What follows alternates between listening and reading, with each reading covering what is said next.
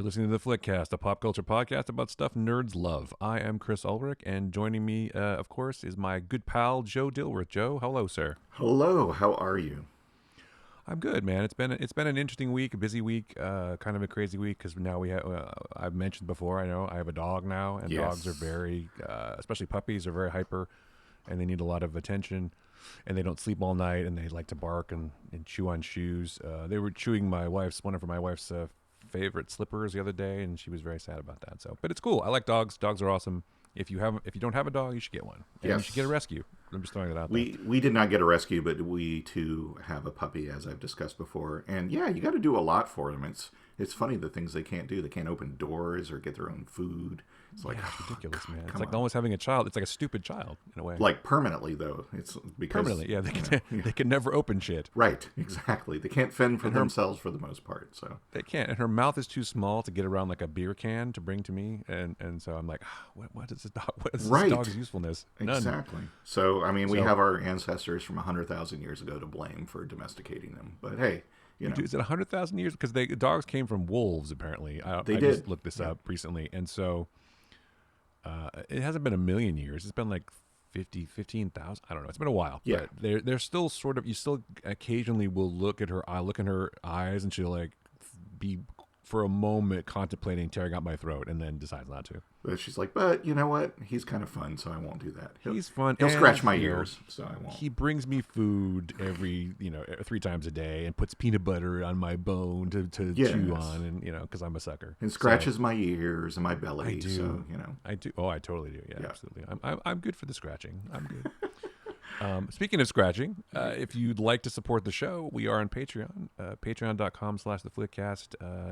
Any amount will be helpful. Yes. Also, you of course can find us on Spotify and Apple Podcasts and all the other podcast platforms. And if you want to review the show or just give a like or a star rating to help us, that would be awesome. And 5 stars are always appreciated if you found something interesting, or even 4 stars. I'm not proud. I'll take 4 stars. Can you do half stars? Could we get a 4.5 star? That would Four be and a cool. half. Yeah. Right now, again, as I said, I check every week. We are still averaging 5 stars. So that's See? awesome. We're saying stuff people want to hear or like So to there hear. are at least 32 suckers in the world that we have fooled into thinking we know what we're doing. So They happen to listen to the one show that we, the one show that did not suck. Yeah, Yes. they're like, oh, that was pretty good. I don't know if I'll ever listen again because, frankly, once you've heard one, you've probably heard them all. Kinda, And so, but I will give them a rating because I'm a nice person and I want to support podcasting yes. because podcasting is cool. Support your independent podcasters. Support your independent podcast. I'm interested to see what happens with Apple now doing their whole new situation where they're going to help you monetize your podcast. Apparently, they're going to have. I heard that. Yeah, so I don't know how that's going to affect us, if it will, but I wonder also how it will affect Patreon because Patreon does a lot of stuff for people. They do. And, Yes. I wonder if it'll cut into their revenue at all.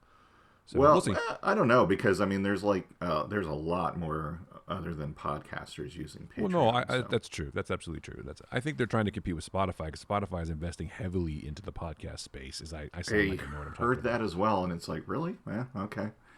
Well, they're doing a lot of stuff with like exclusives. Like they have They have Joe Rogan. Sorry. Yes. And they have other people like that. Like, isn't Stern on Spotify too? He I might don't know. be. Anyway, they spend a lot of money on that kind of stuff. Like, I'm not a big Joe Rogan fan, but he's very popular with some people. I thought we don't- Stitcher does that, right? They have a lot of exclusives and must be doing well for them if Spotify's like, yeah, we want a piece of that. I don't know if I think Stitcher has some for sure, but I think Spotify is just trying to get into the business. They want to, I want to dominate because let's be honest, Apple kind of dominated at the beginning because they were kind of the only ones for a while where you could put podcasts through iTunes when it was called iTunes, and you could subscribe to stuff, and they were kind of helpful. But now, everybody's doing it because Is the Spotify podcast part, is that still free or do you have to pay for the exclusives?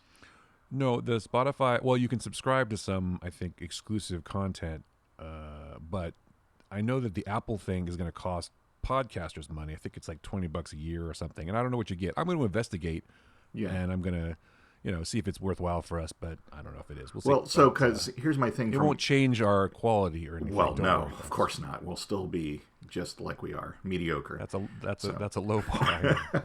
Well, so here's my thing, though, from a listener point of view.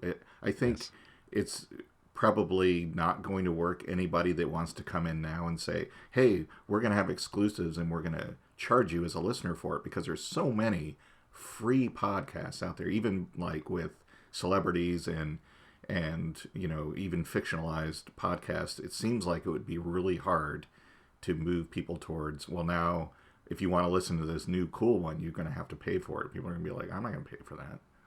Well, I think they're going to try to. I mean, Apple's thing is we'll help you do something, reach a bigger audience or whatever, and we'll take a cut of whatever you make. They'll revenue share with you. Well, yeah, from the I think podcaster's it's point an of view, actually I get it. higher percentage of revenue than Patreon takes or something. But yeah, from a listener, I don't know. I mean, I suppose if there's something that you really want to listen to, or if you're supporting a show with Patreon or whatever already. I mean, there are some podcasts that I listen to that they have a special feed for subscribers, which is not through Patreon. Like right. Like the Craig Mazin and John August screenwriting podcast. I'm a subscriber of that one, so I get a special feed with all their extra stuff. Well, it's basically Patreon, but it's just not Patreon. But they get all the money. Oh, I get it. They also, see. Yeah. They also have a Patreon too, but I think or they don't. But they give you a subscription, and then they'll just give you the special feed, which gets you the bonus content and all the stuff where Craig Mazin will rant about things, which I appreciate because he hates Ted Cruz, so I think that's funny. I mean, if it's a voluntary thing where, like, if you subscribe, you get extra stuff. I certainly don't have a problem with that, but if it's like a paywall kind of thing you're talking about. Yeah. If it was like the only way you can hear the new, I don't know, Tom Cruise podcast is if you pay for it through Spotify, and that's the only place you can hear it, I think that would not work. People would be like, but every other podcast on the planet. I feel like there would be a lot of people paying for the Tom Cruise podcast. Well, maybe, but it's just like, I don't think that's something that because then everybody would be like, ooh, maybe we should make ours exclusive, pay exclusive. Yeah. And it's like, that's not going to work because there's so many. It's kind of like, the old phrase of closing the barn doors after all the horses have left. You've kind of already let this into the wild, and now you're going to charge people for it. No, it should have started out that way. And then, no, it's true. I agree with you. Podcasting was a sort of a free way. I mean, free in the sense that anybody could do it. Kind of clearly, anyone can do it. So yes, because we do. But now, well, yeah. See, again, you're trying to explain the joke. You have to explain. I know. I think people got that. This is probably too much inside podcasting that people don't care about. So I may cut all this out. We'll see. But until then. We're gonna get to Falcon and Winter Soldier, of course, the finale, or at least the season finale, because I feel like they're definitely coming back for season finale. 2. From LA. From LA, yeah. And we're gonna talk about. I watched Mortal Kombat, the new HBO Warner Brothers Mortal Kombat movie, and Joe watched. So what did you watch? Stowaway with is Anna Kendrick is in that one? She is, yes. Well, adorable Anna Kendrick. She's a national treasure. We'll talk about her. I don't know if she's a national treasure, but yeah, she's above average. I'm sorry, that's a terrible thing to say. Wow. Anything else that you watched recently? I've been watching, strangely enough, a lot of. I don't know. We talked about Seth Rogen stuff before the show, and I've been watching a lot of Seth Rogen movies. Like I just watched Pineapple Express again, which still makes me laugh. And I was totally straight when I watched it. I wasn't even, I wasn't even high or nothing. So it's still funny to me. I don't know why. It's so over the top and zany that I appreciate that. Did you ever watch that movie? You probably didn't see it. No, I didn't. You don't like Seth Rogen? No, I don't. I did watch something that is extremely relevant to the main thing we're going to talk about today, though. All right, what was that? I did rewatch Captain America: Winter Soldier. So, oh, you mean from the beginning? No, the movie Captain America: Winter Soldier, the second Captain America movie. It's not Captain America: The Winter Soldier. It's Captain America: Winter Soldier. That's what it's called. No, is it? Captain America: The Winter Soldier. Yes, that's the second Captain America movie. Oh, you mean Captain America: The Winter Soldier? Right? Hey, listen, leave anatomy out of this. Come on. Come on. That was a terrible joke. The film Captain America: The Winter Soldier. That is an actual thing. Okay. Oh, because the first one is Captain America: The First Avenger. Yes, then the Winter Soldier, and then Civil War, and then Captain America: Civil War. Yeah, all right. Yeah. I'm sorry, because I thought you said Captain America and the Winter No, I Soldier, said because Captain that's America: Winter Soldier. ostensibly the title of season 2 of Falcon and Winter Right. Soldier. Yes, I went ahead Allegedly, in time spoilers. and watched it. So That's amazing. I know. So yeah, that is a great movie. Still one of my favorite Marvel movies of all time. So I love it very much. And it's the funny thing about that. I mean, one of the things that was funny, you can create this whole menacing figure, the Winter Soldier, and then Yes. he's like freaking scary almost. Like he's got a mask and he's like crazy. He's got that hair and whatever. He's like, Well, they do this screeching music too every time they show yeah. him too. It's like, whoa. That shit went like Fury sees him ahead in the street and he's like, oh fuck, and then he shoots that explosive under the car and the car blows up and I'm like, damn, that guy's badass. So Yeah, he effed I up like Nick that movie a Fury, lot. man. So Yeah, you don't mess with Nick Fury. But Nick Fury was pretty funny in that movie too. So, you want to see my lease? I'm like, why would you have a lease? First of all, that's weird. right, exactly. Shield. Shield Well, probably has the car. budgets, Sure. But he like rolls down the window. What's up, cops? Yeah, Harassing me driving this SUV, which doesn't look right. But those guys were actually assassins. right. They were. So the question is, was Nick Fury angry for a good reason, or was you think he's been subject to a lot of harassment, Nick Fury? Well, Probably. I think Nick Fury, much like Bruce Banner, the secret is he's always angry. So I think he kind of is always angry. Yeah.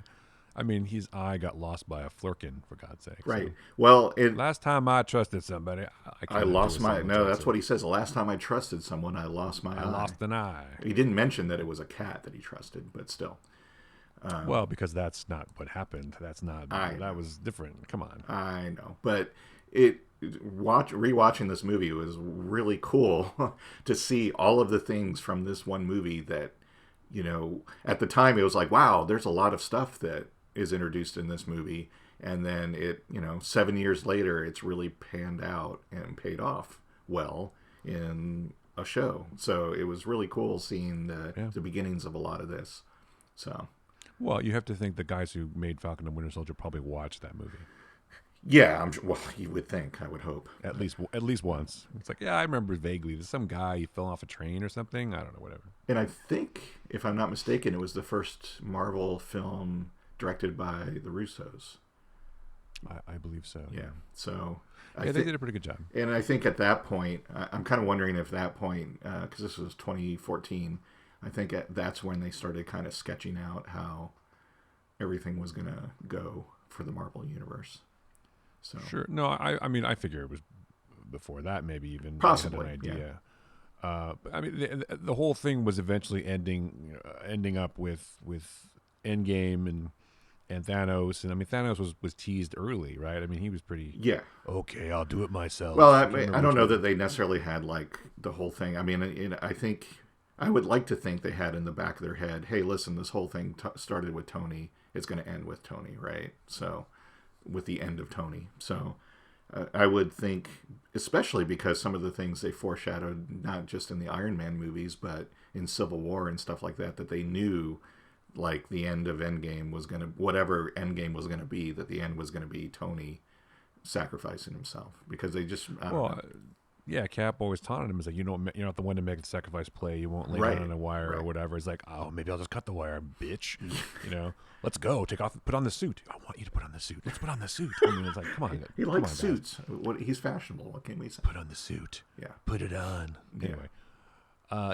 And then that does kind of get paid off though in the first Avengers movie because he does fly up that giant space bubble Right, and right. try to blow up the whatever. So, but that's not enough of a sacrifice apparently. Apparently he not. needs to snap and Yes. and do what's what. So, but yeah, I think you're right. And also, I think that how do we give someone like Robert Downey Jr. the biggest send off we possibly can, the Yeah. most heroic, Yeah, of the course. most epic ending in a 10-year run of movies, and we got to get our money's worth. We paid him through the ass, basically. Yes. I don't know, a lot, and so we want to pay off for that. But yeah, I mean, it was a great ending. Although, have you seen that there's a billboard in LA now to resurrect Tony Stark, bring him Yes. back? People are Yeah. like, someone paid for that. I'm like, Yeah. really, dude? They got like 100,000 people to sign this. I assume it's a dude. I mean, it has to be, right? It has to be Probably. some- It's some white dude. I hate to say it. It's true. It's No, it's true. stereotypical. I'm prototyping or what is it? Not Prototyping, I'm stereotyping. stereotyping or profiling my own Yes. people by saying it's a white dude who loves Tony Stark and wants him to come back. But I mean, it is comics. Tony Stark can come back, but he's not going to.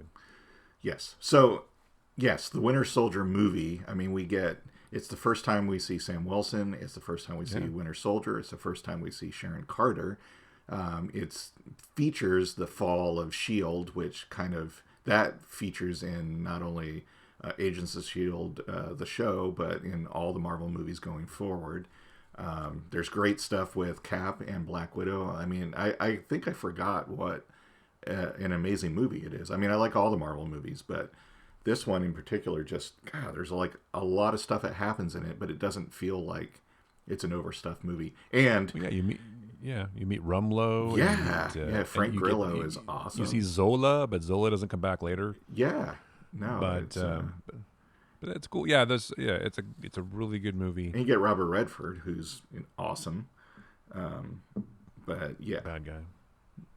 No, it's that okay. You can spoil it. He's a bad guy. he's a bad guy, but again, much like some of the best bad guys, he doesn't think he's being a bad guy, and Well, he thinks he's the hero. Yeah. yeah, I like the fact that Hydra kind of morphed into this thing where they thought, hey, we can actually do what we think is good, even though ethnic cleansing or cleansing of a large number of anyone, even if they're bad guys, is probably still evil. But they were like, we're going to make this what we want. But at the same time, a computerized version of Arnim Zola kind of said, no, I'm going to keep Hydra the way it is, and you guys are fucked. So it was... Yeah, it's clever. There's definitely some good character building moments, and there's some good repartee between Cap and Black Widow. On your left, I think it starts off with the on your left. That's also the movie. Yeah, exactly. I think that's also the movie where they do it, maybe, too. I'm just kidding. Maybe. No, they don't have enough time to in that one. So. Oh, well, it's been 40 years. He's got how much time does he need? I'm just saying. Sorry. Well, not to get lower to a certain sophomoric level, but yeah, I mean, he kisses Black Widow in this movie instead of Sharon, though. It's Civil War where he kisses Sharon. She kisses him. Well, true. She kisses him. I like the whole thing of is that the first kiss you've had in 70 years?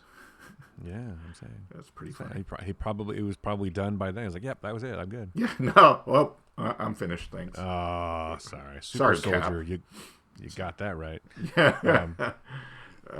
Yeah, it's a clever movie, and they go to an Apple store, because that's cool. And anyone, by the way, folks, if you're listening, if you ever want to disguise yourself, you just put on a baseball cap. Oh, and it's if you believe the advertisements that the Falcon character was in for Falcon the Winter Soldier. The movie also has the debut of Noob Master 69. So that's right. Yes. So many good Aaron. things. Yes. I have been Aaron, or whatever his name is. Yes. Yes. Do they really say that at the Apple stores? I have been, whatever their name is. I don't know. I've rarely. I go to the Apple store sometimes to look at stuff and to like play with it or whatever, but I don't think I bought anything at an Apple store physically at a store in a long time. Why would I? Because I can get it online and have it delivered right to the house. I don't have to leave, especially the last year or so. Yes. In the house. But yeah, it's a great movie, and it definitely sets up a lot of stuff, which I guess makes sense that it sets up a lot of stuff for Falcon and Winter Soldier. So I watched, just before we get to that, I wanted to mention that I watched the Mortal Kombat movie, which we talked about for a second at the beginning of the show. Yes. I was kind of a fan of the game. It was fun, and I was a fan of the movie, the first movie. The second movie was kind of shit, but the first movie was pretty good. This one was not, and I'm trying to really, really be more optimistic and more positive in life. So the fact that I'm saying this is a stretch or a struggle for me. I'm struggling, man. It was only mediocre. It wasn't fantastic. Part of my problem with it was was poorly directed, and there was a lot of bad acting, which is unfortunate, and that's sometimes a directorial choice or sometimes a whatever. Yes, but it's just the acting some of it was pretty bad, and it takes you out of it. And it's a story about a tournament where fighters have to defend the Earth from like another realm, so it's not that serious. Some of the fights were good, And some of it was I don't know. I kind of found it sort of needlessly gory sometimes too. And I don't mind blood and gore; it's fine. But it's like, Well, the game is pretty. It's got a bunch of blood and stuff in it. no, it So does, it does. I agree with you. But I'm just, I don't want to use the word gratuitous, but it's like, oh look, we got some blood effects. Ooh, it's super neat, you know. So I don't know, whatever. just kind of unnecessary, is what you're saying. I don't know. Unnecessary. It makes me sound like, oh, it's so much blood. That's terrible. It makes me sound like a prude or whatever. I don't mind blood. I don't mind gore. I like horror movies. I'm cool. But Right. You're I don't know. It just seemed like they were relying on that kind of thing too much. shock and awe. This would have been a great movie at a midnight screening at like Draft House after I've had a couple. Maybe that would have been great in an audience. And I think that's the thing. It's a kind of a movie where you have to watch it with other people in order to really appreciate it. It's not something you sit in your office and watch when your kid and a dog and Gotcha. whatever are screaming downstairs. Well, and you're like, don't come in. There's swearing. People are saying F, and whatever. I can say fuck now. People are saying fuck on the movie, and they're like cutting off heads, and the saw cuts or whatever some lady in half. He's like, oh, that's wicked. Oh, that's sick. Sick is his thing. That's right. That's what the kids say now. That's sick. Sick. I'm Yes. like, well, that's dope. He's like, that's sick. I'm like, it's cool. No, it is dope. I'm like, okay, whatever. So Sure. go away. Okay. He's a kid. What does he know? Anyway, it was okay. It was not great. It was not bad. It was perfectly fine. And I think it would have been better in a group after a couple of drinks. I'm not a big Mortal Kombat fan anyway, so I mean, Mortal Kombat. I'll be honest. I haven't watched the other ones either, and I probably won't watch this one just because I'm like, that's all right. I never really played the game either, but. Yeah, I don't know if you're not missing out on anything if you don't watch it, because it's fine. That's what I say. It's fine. That's the kind of review that I get or that I give to things now. Instead of saying this was shit, I go, it was fine. Well, I mean, maybe but it did was... have one of my favorite Japanese actors though, Hiroki Sanada. This guy is awesome. By the way, he has this great. If the movie had been totally about him, I would have been fine. It's like some ninja dude, Scorpion. If you played the game ever, he. Or maybe that's a spoiler, but he's got a full-on great combat scene at the beginning. That guy's badass. I mean, he really knows his shit, clearly. And so he was awesome. And some of the other people were okay. But anyway, I'm sorry. You were saying? Well, I was going to say, if you make a movie based on like a game or like in the case of Transformers, a toy line or something like that, I mean, I think you kind of go one of two ways.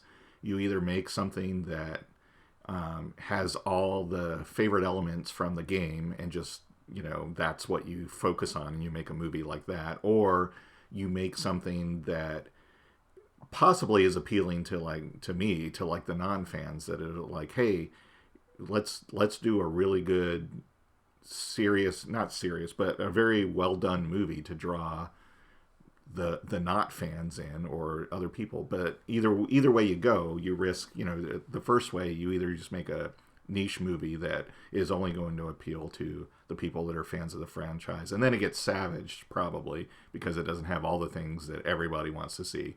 Or I'm sure people hated it. Some people are like, oh, this is bullshit. Where's Johnny Cage or whatever? Right. I'm like, or you flat out with the other one, you flat out kind of risk alienating a lot of the hardcore fans because you're appealing to a broader audience.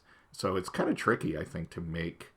If I was a director and a writer, and it was like, hey, here's Pokemon or Mortal Kombat or some other thing that has existed for decades, we want you to do a movie on it, I'd probably give a hard pass on that, because that's, I don't know, it just seems like it would be really, really difficult to make something that the fans love, plus it brings in enough people that are not fans to make a lot of money. So I don't know.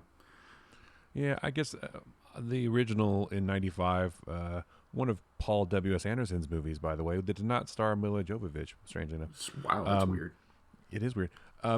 Yeah, I mean, it's that movie came out when I was young, and I thought it was cool. And Bridget Wilson was Sonya Blade in that movie, and Bridget Wilson is awesome and beautiful. And the girl they had playing Sonya Blade in this one is also beautiful, but not awesome in the movie. But anyway, and Christopher Lambert, you can't go wrong with Christopher Lambert. Well, yeah, no. And so I'm just saying, there was definitely some things wrong with it. But you're right. I mean, people, you can watch it if you're a fan, and you'll like it or you won't. And I liked the game when I was a kid, and I liked the first movie because because it had a cool soundtrack and whatever. Yeah. But I was not a side scroller as much of a fan of those kind of games, I guess. So anyway, whatever. It doesn't matter. It was free on HBO Max. Well, there you go. Or included in my subscription. Yes. So that's fine.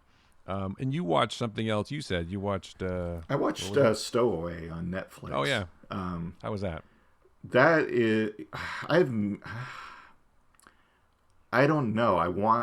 I feel like I like it more than it deserves in some ways, but it was a really good movie. I mean, it starts from the perspective of the tried and true storyline of a space mission to Mars, and there's a stowaway, obviously from the title, and drama ensues. But for the most part, they avoided a lot of tropes and a lot of where it's like, it was one of those where it's like, oh, I see where this is going. It's like, oh wait, no, that's not what this is doing. So I think I need to watch it again. I think I need to think about it some more, but maybe in and of itself, because of that, it means that it was, accomplished what it set out to do and was a thought-provoking movie. But it's there's literally 4 people in this movie, and that's it. And it's I don't know. I thought it was really well done. I liked.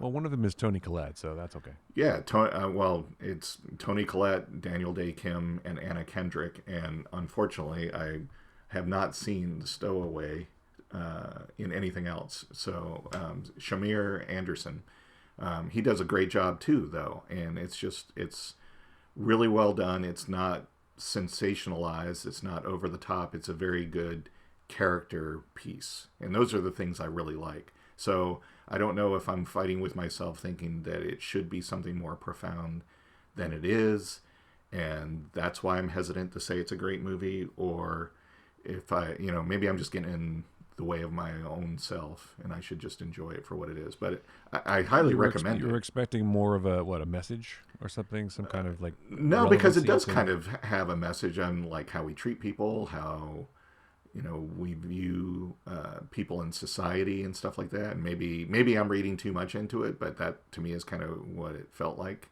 it was going for. So yeah, maybe I was just expecting.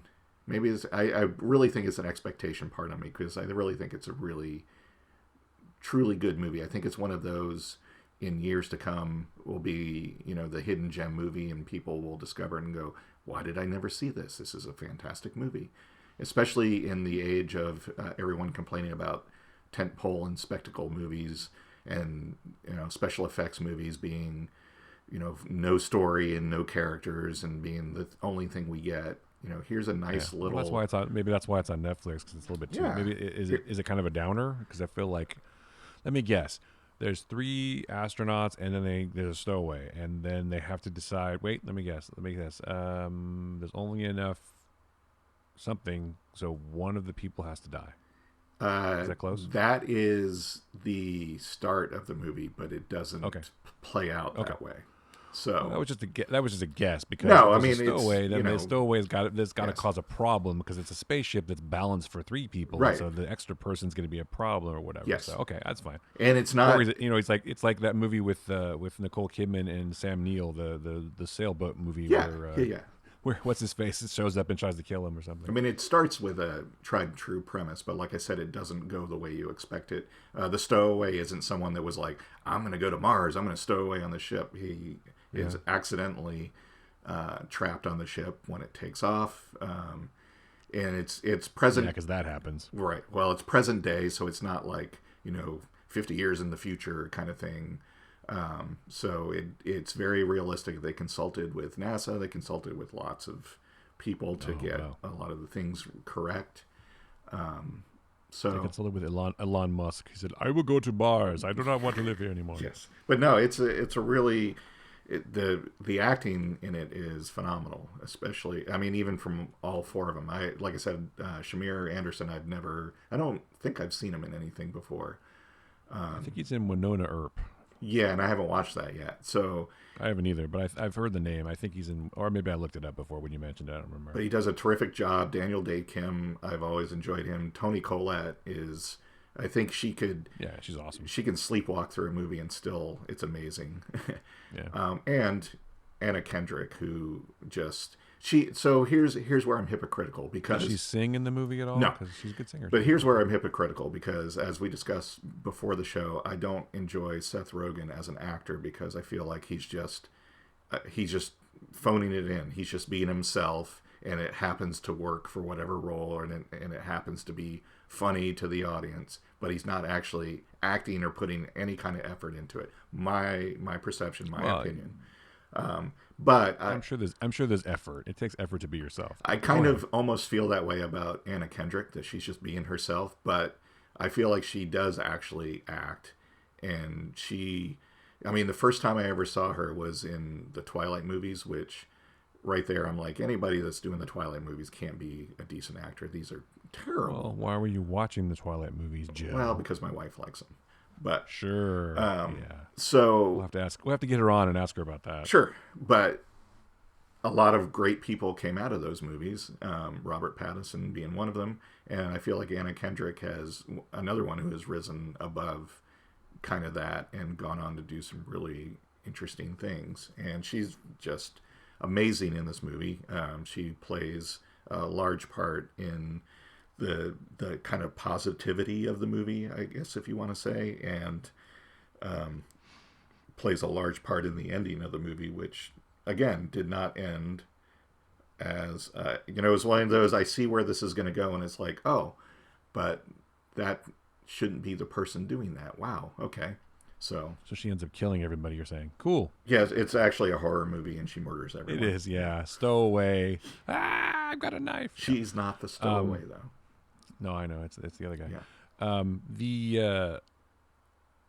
Yeah, why not? I'll watch it. The I don't first time wanna... I saw her was in Scott Pilgrim, I think. So that's right. She's great in that, too. Scott's I don't want sister, to talk a whole lot in detail about Stowaway, because I think it's better experienced. But you know what's coming soon on Netflix, by the way, before we get to Falcon and Winter Soldier?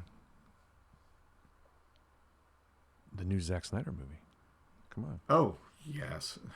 I think every Zack Snyder movie, and we should retroactively do this, but it should be Zack Snyder's whatever. Zack Snyder's It is Zack Snyder's Army of the Dead or something. It is actually. So everything should be Zack Snyder's Watchmen, Zack Snyder's... Here's something I want to say about that movie. Just two things. One...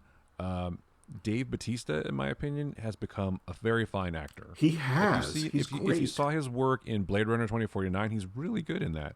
I mean, it's some subtle work that he's doing there, and I think he's really tried really hard to hone his craft. I know that sounds ridiculous, but it's true. He's actually trying really hard to... I mean, maybe he was talented already, but I mean, he probably was. But he's definitely put in the work. You can see that, and he's obviously amazing as Drax. But I'm just saying, in the smaller role where he's like this, if you've never seen Blade Runner 2049, it's worth watching. But he's really good, and I feel like he's a person that I would watch in things because he's in them. So that's kind of why I'm interested in this movie. Yeah. For many reasons, I like zombie movies, and I like needless, gratuitous violence, obviously. Sure. Who doesn't? I guess needless and gratuitous are probably the same word. Right. That's redundant. But so I'm looking forward to it because it looks fun. But I love the fact that they replaced Christiella completely in the movie with Tig Notario. Yeah. By shooting stuff of her by herself, but also by just CGing her on him. Yeah. And basically replacing him in the entire movie because he turned out to be a troublesome person as it seems. But she looks amazing in this movie, by the way, and she is funny as hell. I always liked her stand up, but she's great on Star Trek too. I hope they make her a regular in season 4 of Disco. But she's terrific in everything she does. She is. So. She's great. She's great, and I would love to. I'm interested in this movie because she's in it also because I think that she's an interesting performer, and I enjoy watching her. And again, she's very funny. If you've never seen her stand up, you should watch it. It's fucking hilarious. But anyway, all right, that's enough bullshit. We should get to. Let's get to it. Let's get ready to rumble. Yeah. So ready, fight. Shockingly, some of our theories were correct, Joe. I know. How about that? As it turns out, how about that? I'm not a total buffoon. After all, we've seen a few of these, so we kind of know how they go. Well, yeah. I mean, my logic was always, you're not going to bring someone back like this in this part unless there's a payoff. Because why would she do it? There's no reason for Emily Van Camp to come back at all. I mean, really, she doesn't need to work. Spoilers, by the way, we're going to get into this. Oh yeah, I'm sorry. Spoilers for Falcon and Winter Soldier, episode 6. Yes. Series finale or season finale. Yes. Let's say. Yeah, and lo and behold, Chris was right, and she turned out to be the power broker. Shockingly, it wasn't that hard to figure out, though. Let's be honest. So it was cool. I was very excited for that payoff. Here's my quick overview of the show, of the episode. Yes. It tied up the way it had to tie up, but I thought how it tied up was sort of predictable, and also I was slightly underwhelmed by this finale. So I'll just throw that out there. Okay. And now I liked it a lot, and I love the show, and I love the bromance going on. Sebastian Stan and Anthony Mackie are great together.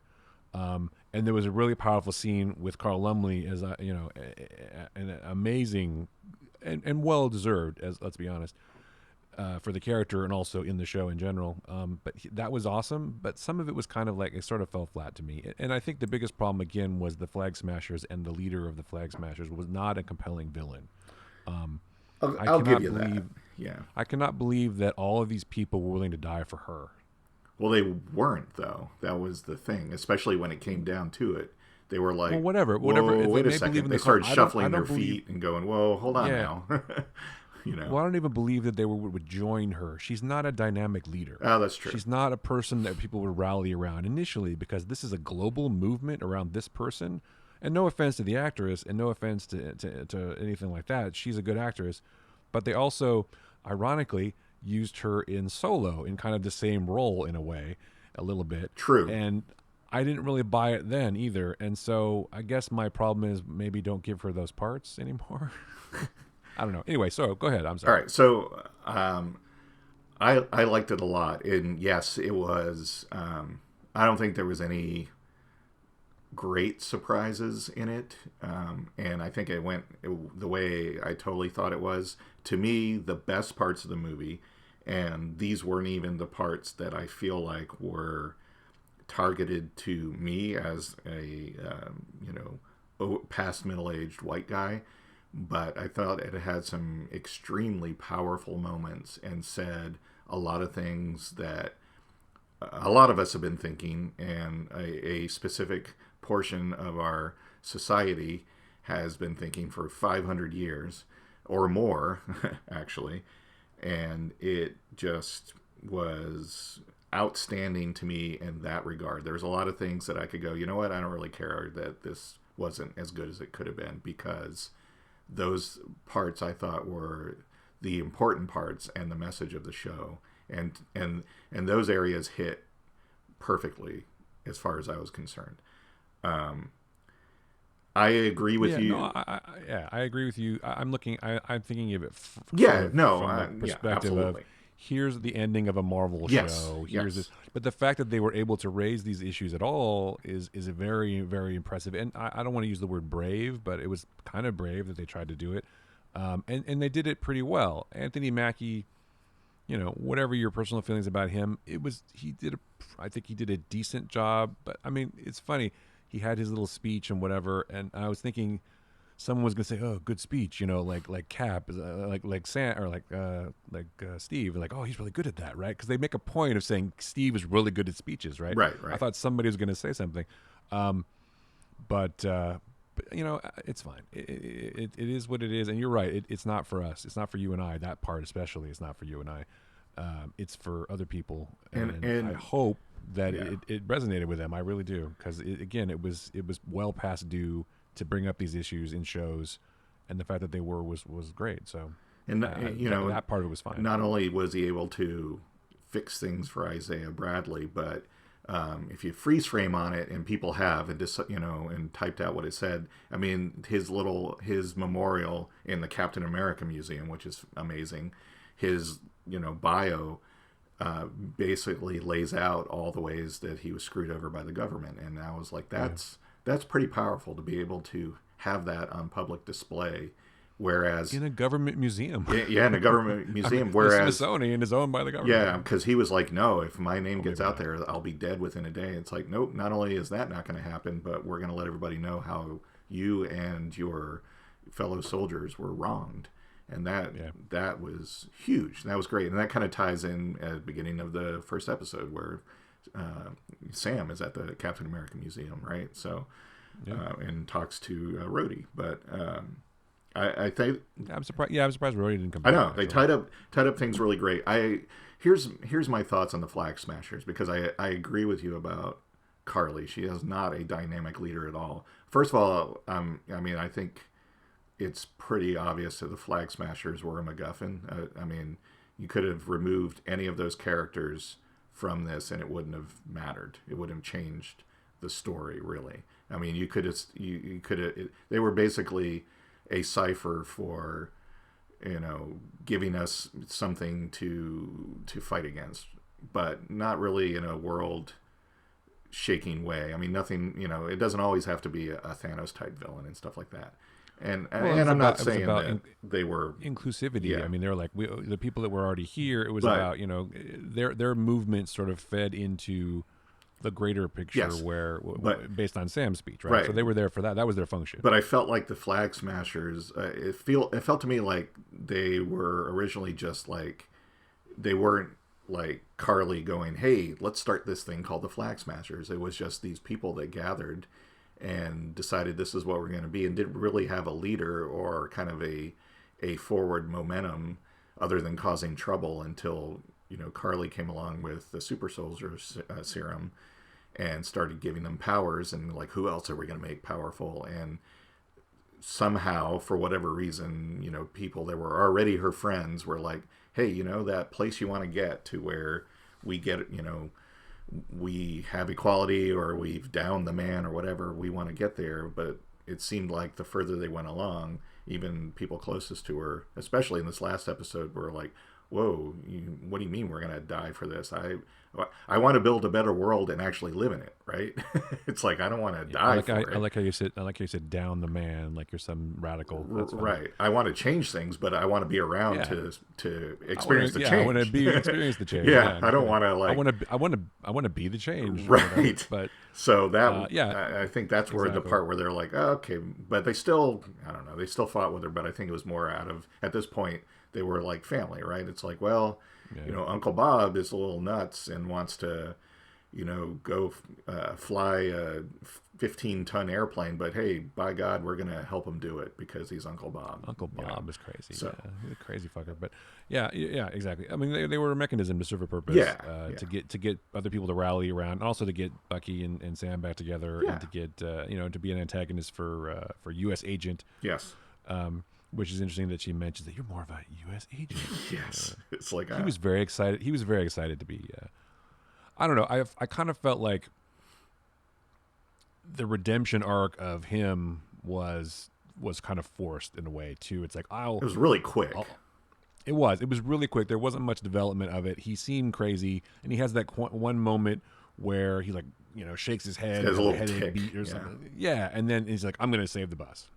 So the police van or whatever. So was he a good guy all along? I mean, he's still a murderer. I think he always wanted to be, and I think that was through the course of the finale, like at that point where he's like, "No, I got to save these people," even though he wasn't able to. And I think ultimately Sam's speech, which the world heard, really affected him, and it was like, okay, so the path I'm going down is the wrong one. I need to make a decision here. I don't like the fact that it, other than being dishonorably discharged, there's really no other consequences for him of murder. But that's maybe that is kind of another statement on that's a season 2 episode. Well, maybe that's a statement on war, and I'm sure. I'm going to tread carefully here, but there are probably things that happen in wartime that people aren't proud of, that they wish they could take back, and they have no other consequence other than getting discharged or whatever. And there is a thing called fog of war. I mean, it's right. So maybe the ultimate consequence for him is he's going to have to live with this, and every day try to be what he says he wants to be. So Well, I also assume that that Val has some pull and some Oh juice, yeah, so yeah. she makes sure nothing happens to him because he's going to fit her purpose. And of course, we had to cut back to Zemo with the raft, going, all according to my plan, Well, motherfuckers. And he's like his little yeah, butler blows up the rest of yeah. I'm like, yep, Zemo's got it going on. So, and then Yep. she's like, yeah, Zemo's already starting getting the Thunderbolts together. Yep. So So expect my call, U.S. agent. It's going to happen. so He's like, yes, I'm back, baby. so He's it's like, definitely going to oh, be U.S. agent in the Thunderbolts or whatever team it definitely. is that they put Oh, together it's with going to be the Zemo. Thunderbolts. It's In got fact, to be. I'm surprised that they didn't like cut over like Zemo sitting there in his cell and they didn't like pull back and there's Ross watching him or something Right. Right. in the window going, oh, Making Anyway, moon eyes at him. Yes. making moon eyes at him. Yeah. And of course, also as we predicted, Bucky goes back to the restaurant He did. Well, first of and he all, makes yeah. well he reconciles with that guy and tells him the truth. And makes amends, I guess. I don't know. We didn't really see the conversation, but then he's making eyes with the girl through the. He's like she sees him and she smiles at him like, "Oh, I'll give you another chance because even though you murdered this guy's son, you're still cute. So Yeah, exactly. You're I'm gonna still get a piece of Sebastian that. Stan, and I'm gonna get a piece of that. You look like a young Luke Skywalker. It's very weird. yeah, exactly. Anyway, And I'll tell you that. I want to say because Mackey's done a phenomenal job in this movie in this show, but Sebastian Stan has done some outstanding acting in this He really series has. as well. He's had more. I would say his character arc. Oh God, process shit. Sorry, folks. His character arc has been more pronounced and more interesting to me. I mean, Sam went exactly where you knew he was going to go, Yeah. and I kind of. At some point, I felt like Bucky's resolution might be different because remember, as we talked about, I was like, maybe he'll be dead at the end. I Right, don't know. right. Maybe he can't handle it. So the fact that there was that sort of what's the word I'm thinking of? Not vagueness, but that sort of question is like, will he survive the show? Will his ultimate thing be sacrifice or whatever? Will he? That's how he make amends. He had more development, Yes. I think, than Sam. Sam was always going to be Captain America because Cap picked him. He's like, you're Captain America. Here's the shield, dummy. Yes. So if he just kept it the whole time, then we could have saved everybody a lot of trouble. But so No, that was inevitable. yeah. And the suit was awesome. That was and great. very comic book accurate too, which I thought was nice. Yeah. But his arc went the way it went, and the fact that he was also using his Falcon powers to help push the thing up with the the little robots, and that was cool. That was a cool beat. Yes. And of course, the nice thing, and I know you noticed this, but did you notice that Bucky got his superhero landing in this episode? He did. That was great. Yeah, he did. Yeah. Yeah, he did. So that was the point. Now he's a superhero. Yes. Now he's a hero Yes. finally. Well, The thing he's that- obviously already in the government because when he was walking through the police, they're like Sergeant Barnes. Yeah. They let him in. Yeah. Yeah. I'm like, what happened there? Yeah. So are we going to find out that he's working with the power broker secretly? I don't know. But yeah, her whole reveal was, again, I'm going to say this, as we talked about before, I think there was a whole bunch of show that got cut. Yeah. And they had to retool Yeah. still. So it felt like still disjointed. Oh, Sharon just shows up, I mean, obviously she showed up to protect her assets, but she's this huge, powerful person in and just shows up by herself. Right. Was her plan all along to get reinstated back to S.H.I.E.L.D. and be able to, be an inside man? That seems like kind of a hands-on kind of job for someone like the power broker. You know what I mean?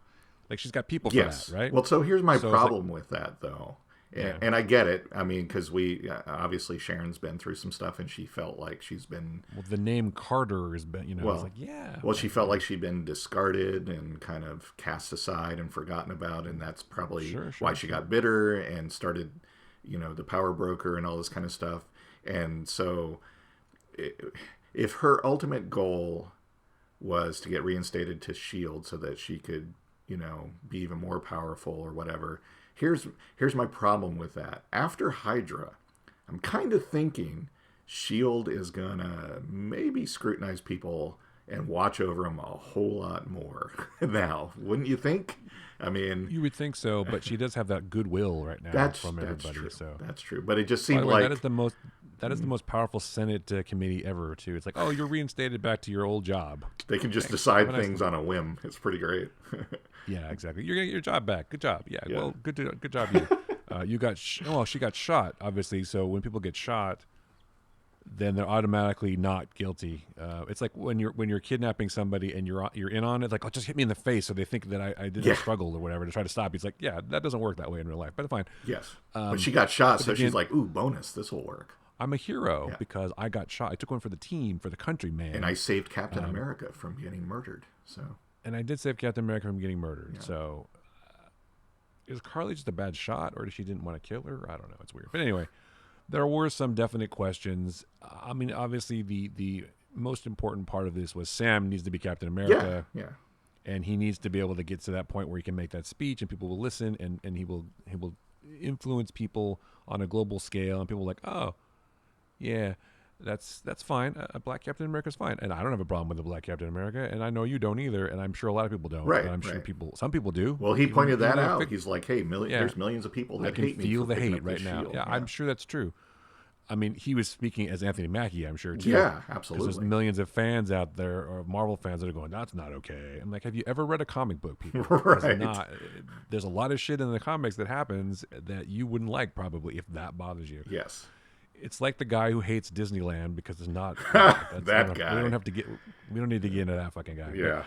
That asshole. Where do you start? Yes. Anyway, so satisfying. I guess the other problem is I hate when stuff ends. Right, I'm bummed right. out. Like with WandaVision, I'm like, oh man, it's over. Shit. Now what am I gonna do? Oh, now I've got Falcon and Winter Soldier. Okay, cool.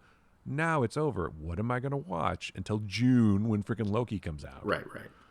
Well, so here's the thing. I mean, obviously, at the end of the episode, it got retitled as a show Captain America and Bucky. And on the same day that this premiered, they announced that the writers that have been writing The Falcon and the Winter Soldier are also now tapped to write a new Captain America movie. So the story can continue either in a season 2 or a new movie or both, if, depending on how they want to do it. I think they're going to have they're going to have a harder time maybe dealing with some of this stuff in a feature because, movies have to appeal to a much broader audience. Sure.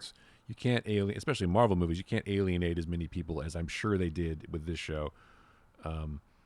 Millions of people voted for that guy who doesn't like black people. So Yep. I'm just saying there's a lot of people who probably aren't happy with this show. And there's probably a lot of people that wouldn't go to a movie featuring a black Captain America. Let's be honest. They'd start burning their Marvel comic books or something. But so I think it's going to have to be another series, maybe. So then, what's the Captain America movie going to be about? Then it can't be Steve coming back. People announce shit all the time, dude. Okay, it doesn't mean it's going to happen. But if they do it can't be just Steve coming back. That would.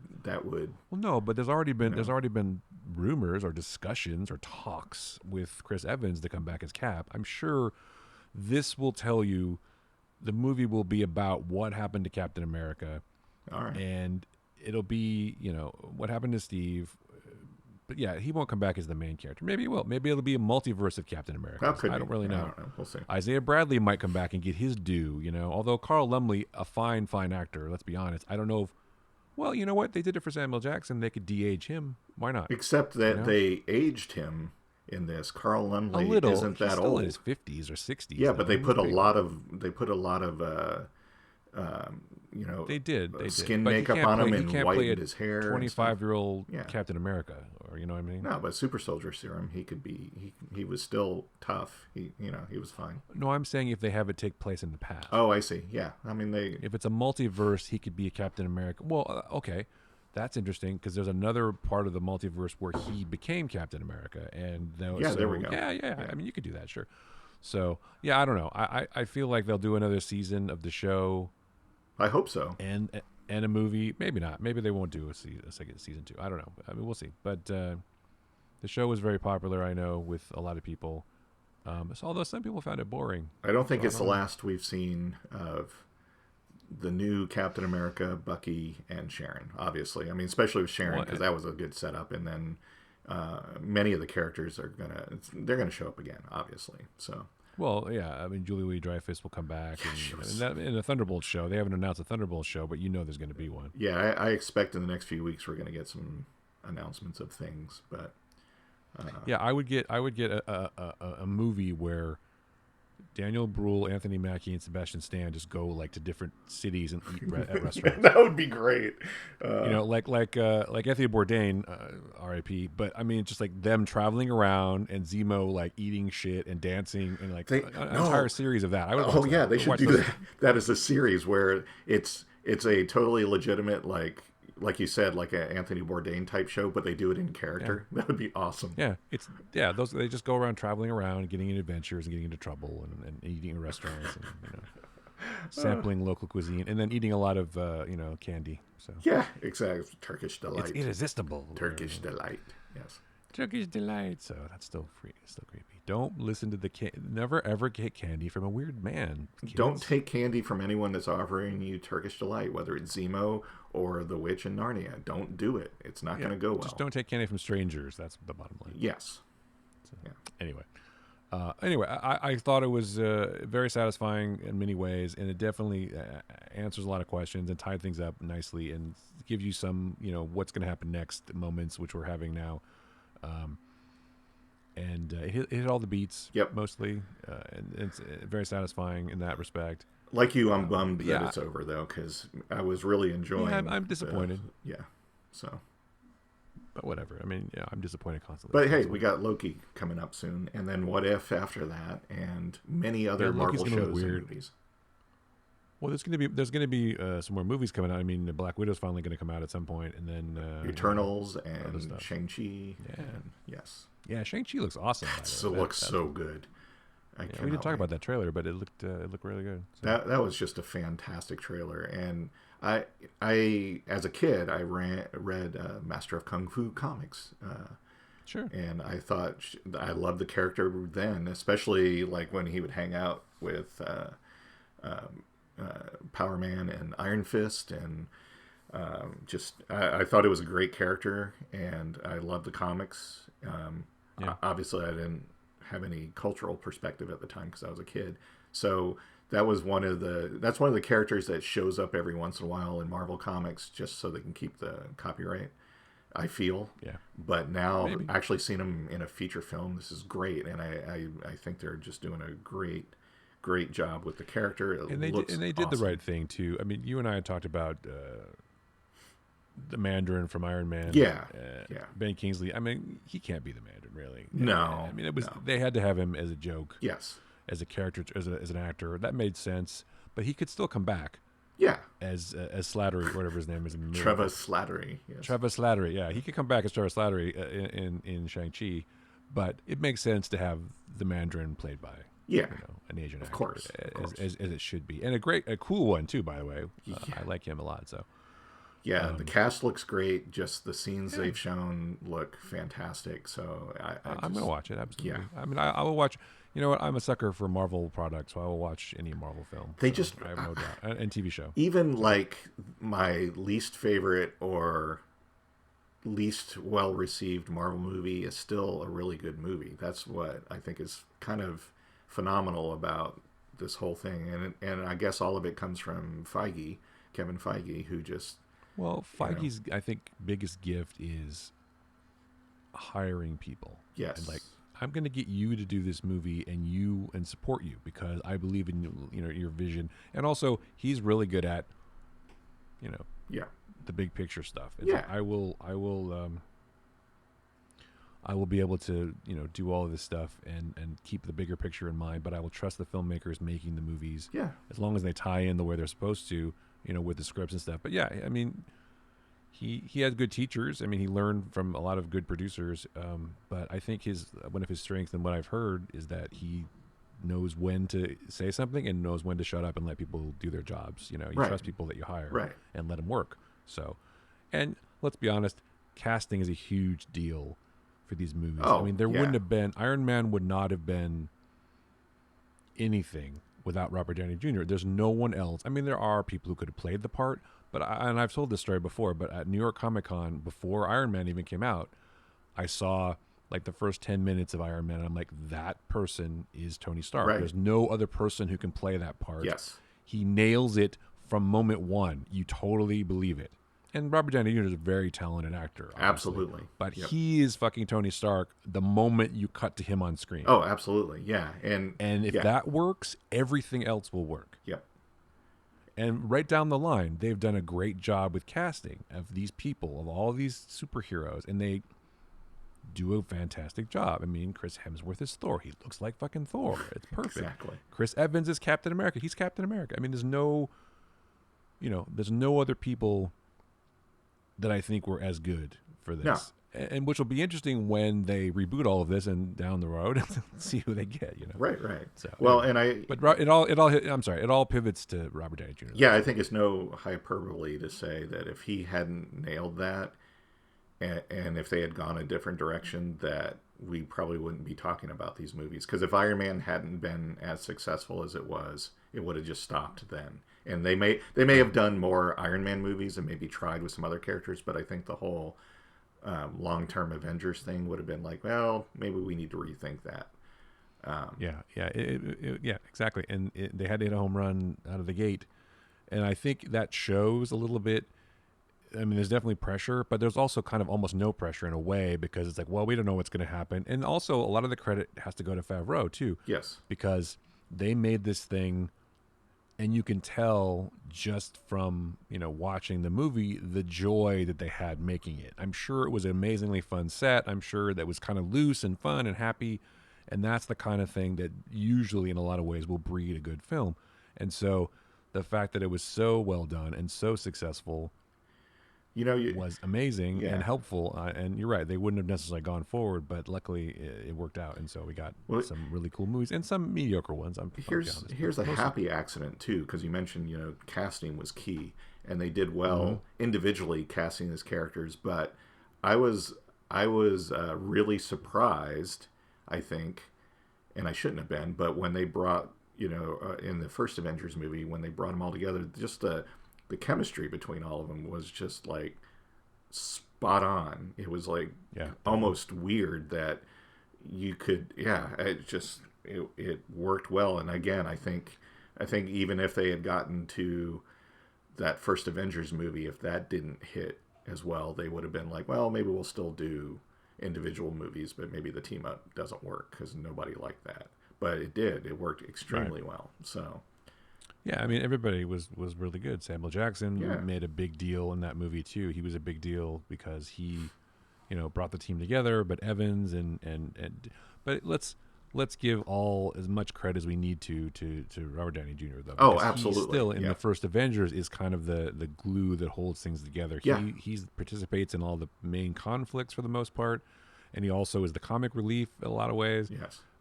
But there's definitely, the writing was well done. I mean, it's a well done movie, and so whatever your personal views of Joss Whedon now, it's his sort of aesthetic or whatever fit perfectly with that kind of ensemble cast and the yucking it up, but also serious. I mean, he was really good at that. Let's be honest. Yes. And so it works. And yeah, thank goodness, because we got a lot of fun stuff to watch. Is it amazingly high art or whatever? No, not necessarily. It's probably debatable. But is it entertaining as hell? Yeah, absolutely. But yeah, no, I think you're right. It all starts and it all hinged on Robert Downey Jr. And definitely. It's kind of being a fan of the underdog. It's kind of it's pleasing and it's nice to see. Here's this guy that was. His life could have gone a much different direction. Yeah, he could have died at many points. He could have died. He could have been... One of the times he was arrested could have been the final straw for that judge, and he could have been put away for a long time. I don't know. He's a white dude, probably. Well, but the fact that, he took that as, you know what, I got to do something different with my life, and now he's, it's worked out okay. It's a great success story, and not just America loves a comeback, man. Yeah, they love but not just from hey, now he's a really rich actor, but just personally to see how he turned his life around. That's really inspiring. Well, it's funny you say that, because a lot of people say that exactly, and they think, oh, he turned his life around, or whatever, and that's why people sometimes don't understand why he's such a supporter of Mel Gibson still, why he always will defend him, because Mel Gibson was instrumental in saving Robert Downey Jr.'s life. And Yeah. he'll say the story to anybody. Gibson saved him, basically, and Yeah. helped him get into rehab and helped him get his shit together. And he would probably be dead if it wasn't for Mel Gibson. So that's why he'll defend him. And, Yeah. you know, if someone saved your life, I guess you will defend them. And, you know, so anyway, Yeah. it's just that we don't have to get into that right now. But no, it's really good. I'm just, especially being a comic book reader from when I could read, back in the early 70s or 1900s, as my kids like Don't to say say. that. Back when they made the last James Bond movie. Yeah, yeah, exactly. Or yeah. Callback, everybody. That's a callback. Back when we had the first release date for the James Bond movie, No Time to Die. Exactly. It's going to come out eventually, yeah. right? It has to. I'm just like, I have to every once in a while kind of step back and go, I can't believe I'm getting all these movies of these storylines and characters that I loved as a kid and grew up reading, not just in Marvel, but even on the DC side. I mean, just the fact that the CW DC shows were prolific enough to do Crisis on Infinite Earths, I'm just like, I can't even believe I got to see that live action. So, all of this is just an amazing thing for definitely so. for Absolutely. me. So we're very lucky. And, like you said, DC, we're going to get more DC movies. I mean, Absolutely. Patrick Wilson was already tweeting about how he's gearing up for Aquaman 2. So, Yep. there's going to do, obviously there's going to be an Aquaman 2, which is my favorite, honestly, my favorite DC movie. I think, not my favorite, but one of my that was a really good movie. Because it has Jason Momoa, and Jason Momoa can do no wrong, in my opinion. Yeah, so. I really like. He seems like a cool dude, so. And talented, and he's overcome that big facial scar. If only he wasn't so good looking, yeah. Anyway. Well, we all have our burdens to bear, so. We all have our burdens to bear, yeah. Poor Jason Momoa. So, anyway, so find the Flickcast on the places that you find podcasts, like Apple Podcasts or Spotify or Stitcher or any of those other things. And as we mentioned at the beginning of the show, we have a Patreon, patreon.com/TheFlickcast. Find Joe and I on the socials. Joe is at What Joe Writes. I am at Chris Yu. And, of course, the Flickcast is at the Flickcast pretty much everywhere. Facebook, Twitter, yes, Instagram, etc., etc. That was I'm bummed out that, like you said, I'm bummed out about Falcon and Winter Soldier ending, but we're going to get more stuff, and of course we'll talk about that. Absolutely. This has been enough. I'm tired now. Okay, we should go. I'm just kidding. So anyway, for Joe Dilworth, I'm Chris Ulrich. That was the Flickcast. Thanks so much for listening.